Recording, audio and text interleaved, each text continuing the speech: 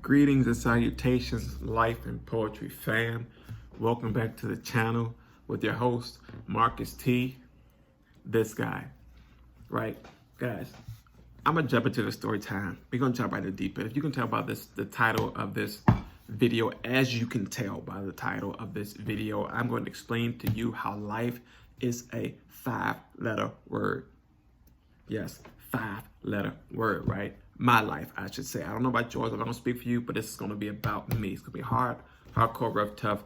Guys, please bear with me. This story time for me is a bit touchy. It's a bit sensitive, but I want to spread the message about it. So we're gonna dive into this piece by piece. There will be multiple videos so we can go into depth about them, about this topic here, about this thing here. But for this one here, we're gonna keep it. We're gonna keep it raw. We're gonna peel back layer by layer, piece by piece, and then at the end, you guys will get the full story. Hopefully, we can get it out. Hopefully, I can get it out to you guys as clear as I can get it out. But yeah, so jumping right in, guys. I'm gonna take you back, or let's go back to 2013, right? April 2013 to be exact.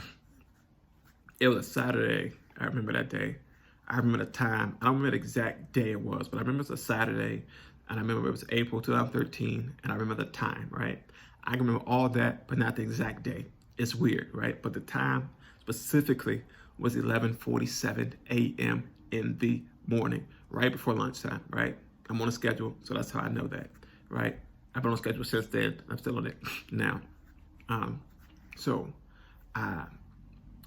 That day, it was business as usual, PT in the morning. If you don't know what PT, I worked out in the morning time, eat my breakfast, stuff like that, showered, and went on about my day. And my day consisted of two things: going to the doctor's and going to take care of some personal things for myself. But the first stop was the doctor's office. I had to go in for some lab work to be done. And unbeknownst to me, that my lab work would come back expediently or fast or rapidly, whatever word you want to use to put there. It came back quickly. And most people think that, if your lab work come back quick, it means, some good stuff coming back, this, that, and the third. But this day completely proved me to be wrong, right? So I'm on the way there, and the doctor is called me, and it says, actually, rewind back just a little bit, guys. I was going to a military doctor at the time, and one of the sergeants I was working with, she called me and told me that my lab work had came back. We need to go and have a meeting with the doctors there. But she couldn't tell me nothing because they didn't tell her nothing. I guess the HIPAA law, whatever it's called, prohibited them from telling her because I'm not her child. I'm an adult, and it's basically was my business. Excuse me. A little stuffy in here. Excuse me. So we get there, and we're in the car, we're laughing, and we got the music going. And she asked me, she was like, so after we leave here, what you want to do for lunch? And I'm like, I don't know, we'll figure that out later. My mind was on this doctor. I'm thinking some good news is coming. Some stuff is coming up or whatever. So we get there, and one of the officers in there, a lieutenant colonel, says, come on, Thomas, let's go to the back. So we go to the back. He tells the sergeant, he said, you can't come back. It just got to be him. I'm like, okay, that's cool, whatever. With privacy comes into play with this here. So we go back, and he pulls out a pamphlet. He read me, the routine clause and statements, all these things, and I'm like, okay, yeah, I agree to you to consent or whatever. You can tell me what's going on. Excuse me. I'm so sorry about that. So we're going through all this paperwork, I'm reading stuff, and I'm seeing stuff in there that I'm not understanding, but I read through it. He said, okay, you're finished reading it, so let's talk about what you read there. He says, do you have any questions, comments, or concerns? I said, yeah. I said, my question is basically, what does all of this mean? He sits back in his chair. He loosens up his tie. And it's funny because he loosened up his tie. And as soon as he did, I knew that, okay, this was not about to be a good thing. This guy, he's in full uniform. He loosens up his tie. I'm like, okay, either I might get a cuss out, I might get chewed out, or it's about to be some just off the wall bad news, right? So it wasn't A, it wasn't B, it was definitely C. Some bad news that came forth. But he explained it to me that they found some abnormalities in my blood that needed further testing. So I said, okay, what's next? You need more blood, So yeah, we'll take more blood and we'll get this back to you as soon as possible. So I give them more blood, and I'm waiting again. He said, okay, we're going to get these results back to you as soon as possible. So a few days go by, another call comes through. Sergeant on the phone again, says, all right, we ready to go back. Got the results, came back in. Let's go up there and see what they're talking about. So we go up there, and again, he says, come on, Thomas, just you. So go back in there. This time he's in civilian clothes. It's okay, it's casual meeting, what I'm saying? He might, be just up here to be up here, I guess. So he sits in that office, and he leans back in his chair, and he takes off his glasses, and he shakes his head and wipes his face down. He says, well, Thomas, I got some bad news for you. He said the test came back the same, abnormalities in your blood. And so I take it on the chin, and he's explaining to me what it means, and this and the third. So I said, okay, I'm gonna give me another opinion. So I go back to my civilian doctor, my primary doctor in the civilian world, and he says, and I go to him and I say, okay, look, doc, I need some lab work done as soon as possible, like ASAP, off the urgency, and I need you to expedite it, like as fast as you can, right? So I'm sitting in the office, and I'm giving blood. Now I'm giving a lot of blood over these couple weeks, right? So I go and I give the blood, and he said, okay, I get your results back in 3 days. Normal time in my office about 5 to 7 days to get it back. But he said he'd get it back to me in 3 days, and he did. He got it back as fast as he could. He pretty much rushed the analysis of it for me because he knew I needed it fast. So it came back the same as the military doctors found, abnormalities in my blood. So at this point, I'm thinking WTF, or Whiskey Tango Foxtrot. If you know what it means, you know what it means. And I'm sitting there, and I feel this weight hit my chest to the point where I'm thinking I'm about to have a heart attack. I don't know what's going on. I'm my mouth dried up, my palms got real sweaty. I'm sweating, I'm hot, and I'm like, okay, what is all this saying? And my primary says he wants to run a few more tests. And I'm at this point, I'm tired of giving blood. I'm tired of always this, that, and the third. He says, no more blood. We have enough samples to test out, and he took my urine samples, things like that. And mind you, at the time, I was 22 years old.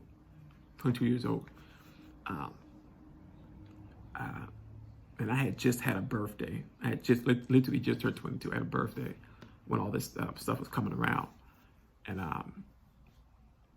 as all this stuff is playing out, I'm thinking, okay, what could he possibly be looking for, right? And he said to me, before you ask, I want to try to trace how long it's been there, where it originated from, this, that, and the third. All this doctor talk, big words. I'm like, look, doc, let's just figure this out, because everything right now is pissing me off to the point where I'm just ready to just flip a table right now, So he runs all this work on me. He's calling, running down my files and stuff, and he looks at the blood work, and he looks at my file, and he looks at my medical history. He says, well, Marcus, it's my civilian doctor. He says, well, Marcus, I got some news for you that can be either positive, how you choose to look at it, or it can just be bad, And I said, well, doc, just give it to me. I said, it can't be nothing worse than we've already found out. And he says, the abnormality in your blood has been stagnant since you were born. Meaning, what I was dealing with I was actually born with. And I'm like, okay, doc, well, how is that possible? He said, it was stagnant, but it was dormant, meaning it was hiding basically behind some of my better blood cells. So we dive into the history and things and what it is, and he's explaining to me all these things about what it is and this, that, and the third. And I'm just thinking to myself, well, wow, my life is basically over. You know, my career in the military was gone. I couldn't be a police officer. That was gone. You know, my goals in life were either military or the police force. You know, I wanted to be in those fields. I love law enforcement. I love those things. And they were gone because of this abnormality in my blood that I was born with. That was laying dormant for 22 years. You know, so I'm like, okay, so what's next? You know, I had my cry. I didn't snotted up. I didn't told my family everything, and you know, they're supportive as they can be, but you know, with as minimal understanding, because you know, most of them aren't dealing with it. You know, and I'm dealing with this thing which seems to be alone by myself. You know, and I remember a few days went by and I had cut off communication with a lot of people because I didn't want them to know what I was dealing with, family, friends, and even my church family, who was completely worried about me, as if, you know, as well as my family, actual family, blood relatives, and my friends who I consider to be family as well. They were completely worried. You know, they were calling and I was ignoring phone calls. They were like, let's go out. You know, I'm like, no, I'm not feeling up to it today. Or my excuse was my favorite one. I ain't got the money for it right now, you know, which at times was the truth, and other times it was just a lie to me for me to not have to go out to face them and to let them see me in this state of shock I was in. And I remember going back to school, going back to campus, Bowie State, and one of my friends, he came to me and he was like, "You good?" Now this is my friend who has that that childlike faith, which is a blessing to have, and no concern. He's so just laid back and chilled that he can finesse his way through a lot of things. You know, if he's watching this, he knows exactly what I'm talking about. He looks at me right in my face and he says, "You good?" And I'm like, "Nah, but I'll be all right." He says, "Okay." Then we walk into another building. He stops me. He said, "No." He says, "You good?" I said, "Well, let's go out to eat. You know, let's go out to eat. We could talk about it, you know, out there." You know, so we walk to the car. We get in the car, and I just broke down. I was like, "You know what, man? It's you know, I don't have any good news right now. You know, it's some stuff that I'm dealing with or have to deal with. You know." And I told him about the abnormality in my blood, and he was like, "Okay, so what's next?"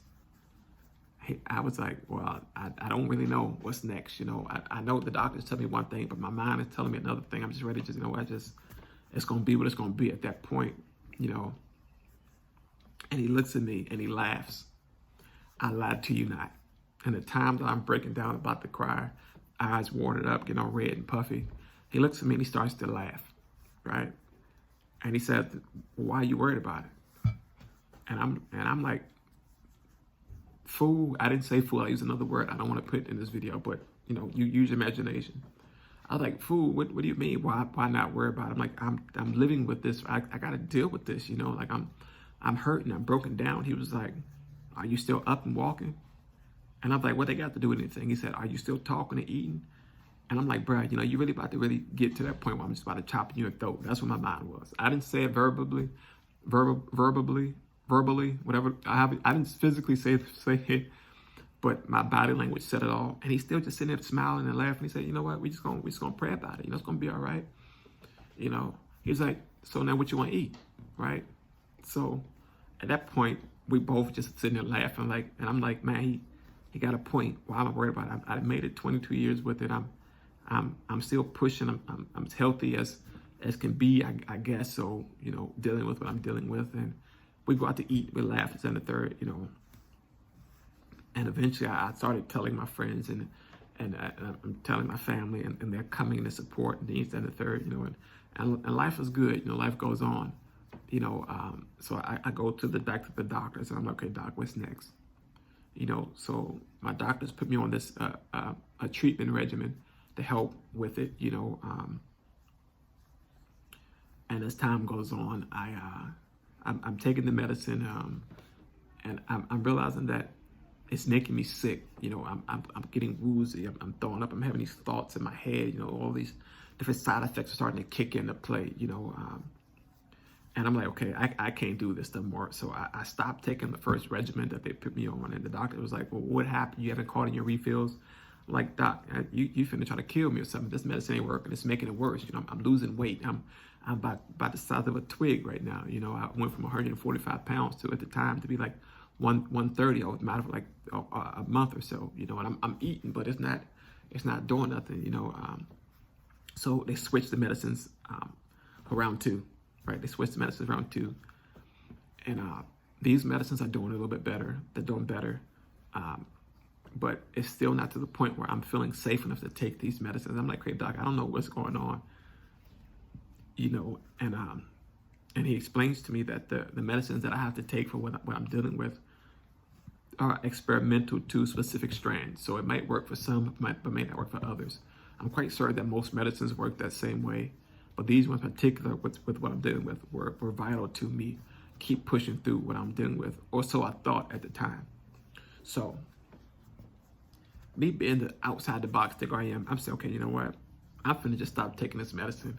I'm gonna go hard at my PT. I'm gonna go hard and eating. I'm gonna hard to just continue with daily activity and not stop and not letting this thing slow me down.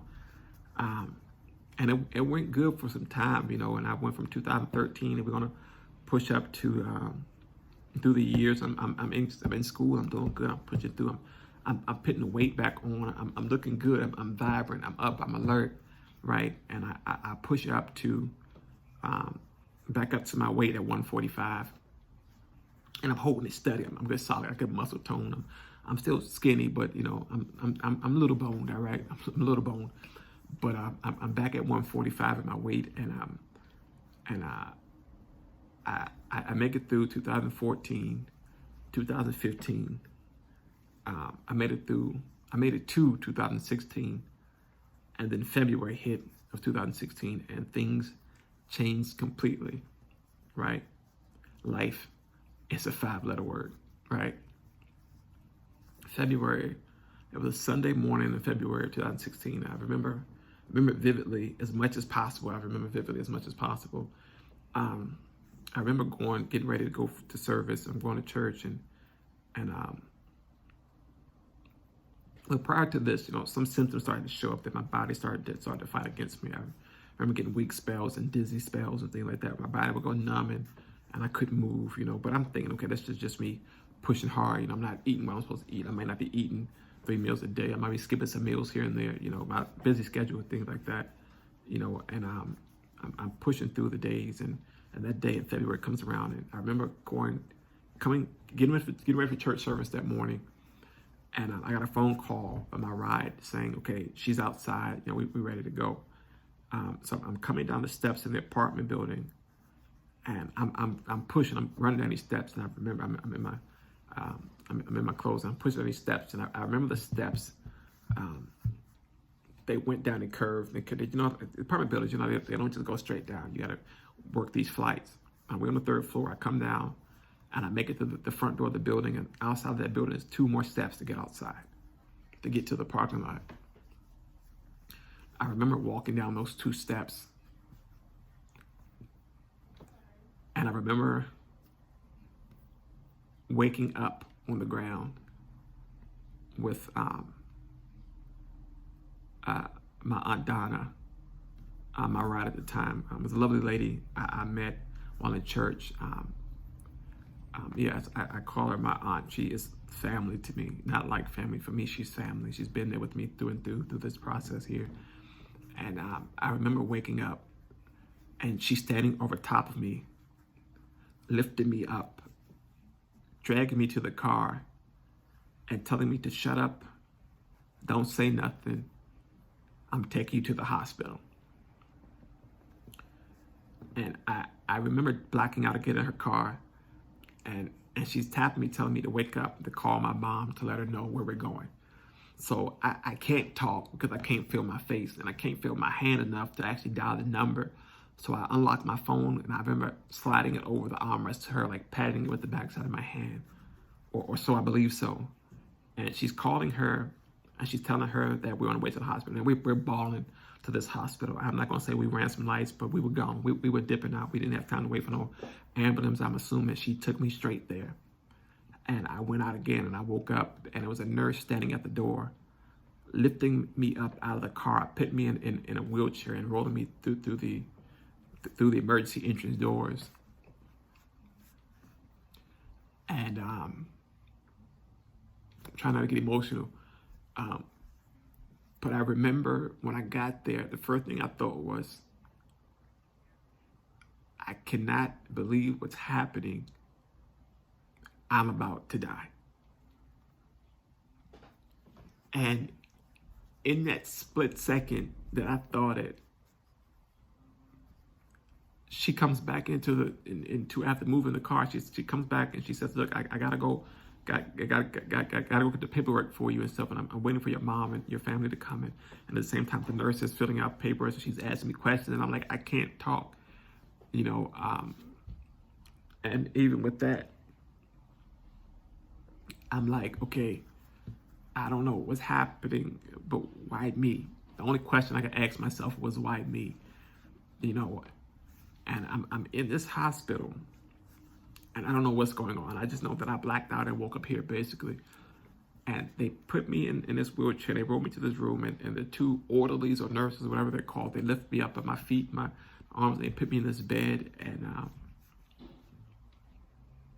I remember them hooking some machines up to my chest and to my head and to my back. And they ran 2 IVs into my arms, one in each arm, and I'm hooked up to these machines, and they tell me I gotta put this face mask on because the abnormality in my blood was an infection, and it was a fear that it would be spread to whoever came in contact with me or visited me at the time, because we didn't know how severe it actually was.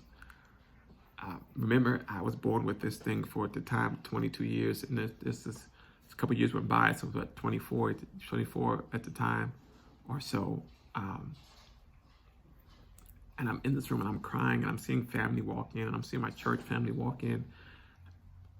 And the only thing I could think of at the time was my father, who had passed away in 2011. There will be another video on that there, my relationship with my dad, who was my best friend, who still is my best friend, even though he's no longer with me physically. But I could only see his face in that room. And mind you, there's at least 30 people in this room between the doctors, the nurses, and my family. And they rolled me to this place where they do the scans, and they put me in this machine, and I, forgetting that I'm claustrophobic, I'm in this machine and I'm crying my eyes out, and I can't sit still. And the lady says, if you don't sit still long enough, you have to stay in there longer. So I asked her to come into the room and just hold my hand just for a little bit of time. And she did it. She held my hand long enough to keep me calm and still for the tech to take the images that they needed.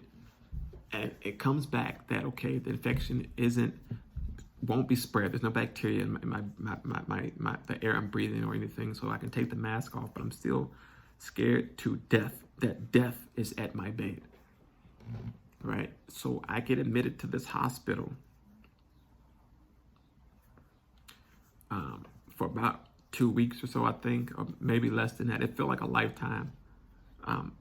And people are still coming, and they're coming to visit, and they're bringing me things, get well things, and snacks and things. I'm thinking, okay, when can I go home? You know, when can I go home? And I remember that time, I'm laying in this bed. I haven't moved, I haven't eaten. The nurses come in, they say, you want to shower? I'm not taking a bath. I'm just sitting there. This is about a week or so. I haven't eaten in about a week, and my family comes and they notice that I haven't been eating and I haven't watched, so they literally watch me themselves and makes me eat. They force me to eat, but I still have the IV hooked up, so I'm doing good. I'm getting fluids in my body through the IV, but I'm not getting everything I need through actual substance food. I had basically given up because life showed me its teeth at the time. You know, I'm doing everything I'm supposed to. I'm eating. I'm working out. I'm in school. I'm living a good life. I'm not doing anything that's foul or out of pocket. You know, or so I thought that played into what I had to deal with, but I guess not. And so all of this stuff is happening, and I'm remembering that.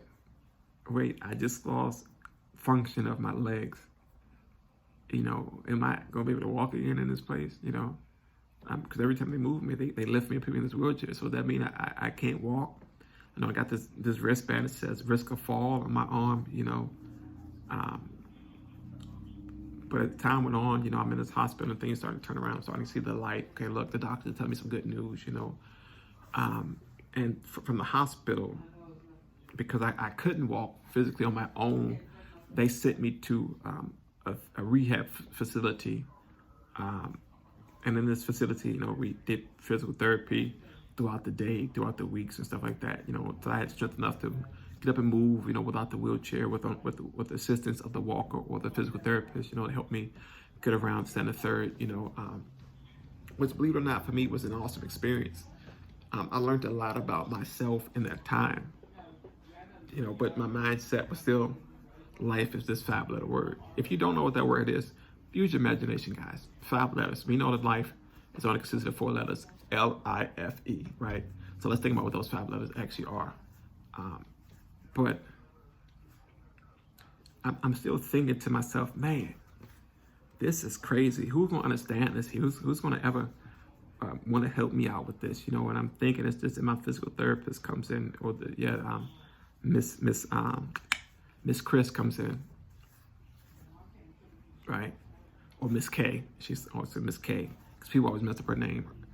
Miss K comes in and she says, look, Marcus, I'm not going to let you give up on me. She says, you're young and you still got fight in you. And I remember that morning she came and she bought me a donut from Krispy Kreme's. And she was like, look, you eat this, I'll be back in a minute. We're going to get your PT started early today. I said, no, I want to wait. I want to actually eat breakfast. I want to wash myself up, right? This was about 2 weeks after I've been in this physical therapy place. You know, I've been in, I'm working my butt off. I'm in there walking, I'm exercising, doing everything I got to get done in this place, you know. The discharge nurse comes in and says, you know what, your time's up. It's time to go home. So I'm like, okay. Now I'm scared. I'm going home, and I still can't walk on my own. So then I got to get a walker to be at home and things. You know, I got to learn to wash myself up by myself in this bathroom. I learn to navigate through this house. You know, these things in the third. Now I'm still in this apartment, so I got to get up 3 flights of stairs to get back into the apartment. You know, which with the assistance that I had from my cousin who was in the nursing field for some time. She was able to help me get up those steps and things, get me settled in the house and things. But guys, when I tell you that life really bit me in the butt, it took a big bite. It took a big bite, and it made me sit back to reevaluate everything. You know, I'm sitting there learning to walk again. I'm getting stronger, but I'm learning, you know, I'm learning myself again. I'm like a toddler again, learning myself, you know, and I'm learning to basically just to be still, you know. And it's really started to sink in that, look, life has changed. You know, life has truly changed for me. So, you know, now I had to think about the what next thing, you know, what am I supposed to do now? And I'm going back to school because I'm not about to walk this campus with this walker. That's not about to happen. You know, Bowie State is not a small campus, but it's, you know, it's not big, but it's not small. You know, it's a good walk between building to building. Trust me, if your classes are spaced out, then you know pretty much SOL. If you don't have one of those Scooty card things, you know. Yeah, life really had me, guys, in 2016. But I say that to say this, guys. Although life may have been that 5-letter word,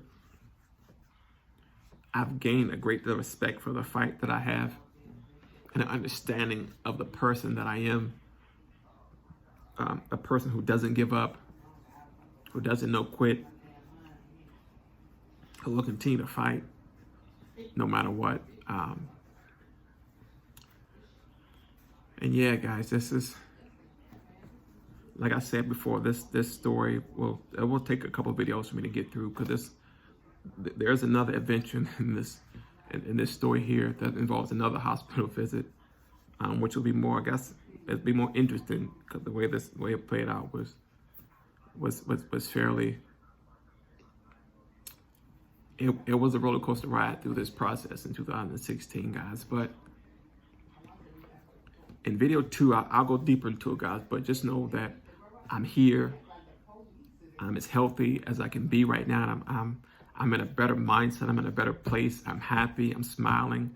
I have the world at my fingertips. I have a beautiful fiance who loves me for me, who understands what I'm dealing with, and who supports me through and through.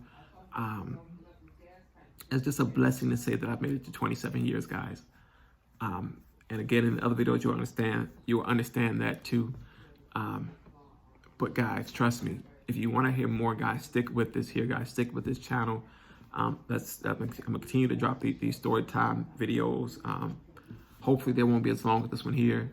But if so, I gotta get it out. I I'm gonna tell my story, because this story might help others who are dealing with the same thing, who need just that push to fight, who needs that drive to say, you know what, look, if that guy can do it, dealing with what he's dealing with, so can I. You know, I want to be that voice. I want to be that light for people, guys. I want to be that person. I want to be that person that says, because of him, I didn't give up. All right, that's not me being boastful. That's not me being anything. I don't want to be an idol. Don't worship me, guys. I'm not one to worship. You want to worship somebody, worship the God who got me to this place where I am today. And that is the true and living God, you know, Alpha and Omega. Guys, but yeah, guys. So stay tuned for part 2 of Life is a 5-letter word, guys. Guys, be blessed, guys. Keep fighting, keep driving on. And you know where to find me, guys. I'm gonna end this video out here. I love you guys. Before I end it, guys, if you haven't already done so, please like this video. Please comment on this video. Please share this video, and please subscribe to this channel, Life and Poetry with your host, Marcus T, this guy. And if you haven't already, guys, hit that notification bell so that you can be a part of the notification squad, guys, and that way you can be notified every time I drop a video, guys. Guys, I am dropping some gems here, guys. Please stay with me here.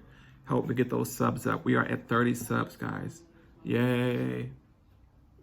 It's a bit gloomy. I'm stuffing up a little bit, so I'm a little bit non-energetic, but I am the guy to be. I am your host, Marcus T.